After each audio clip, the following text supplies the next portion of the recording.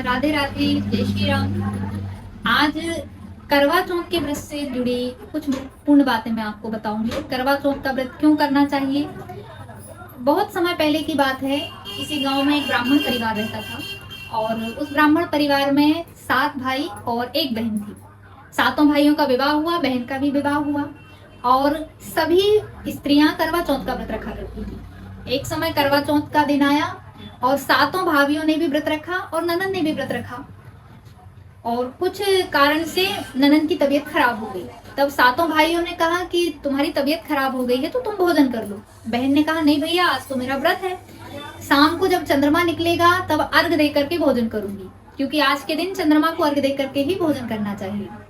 और तबीयत खराब होने लगी तो भाइयों से ये देखा नहीं गया, तो भाइयों ने छिप करके पेड़ के पीछे दीपक जला करके छलनी से उसका प्रकाश दिखाया और अपनी बहन से कहा कि बहन देखो, चंद्रमा निकल आया है, अब तुम पूजन करके अर्घ दे करके भोजन कर सकती हो।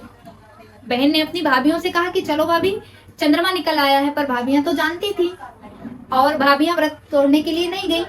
बहन ने उसी प्रकाश को देख करके, दीपक के प्रकाश को देख करके अपने व्रत को तोड़ा और जैसे ही व्रत खोला उसे ससुराल से अपने पति के मृत्यु का समाचार प्राप्त हो गया।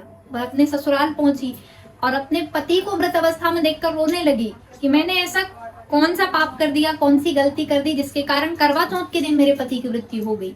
ब्राह्मणों को बुलाया, ज्योतिषियों को बुलाया, सभी से पूछा, तब ब्राह्मणों ने बताया कि तुमने करवा चौथ का व्रत तो किया पर उसे नियम से नहीं किया, विधान से नहीं किया, इसीलिए तुम्हारे पति की मृत्यु हो गई है।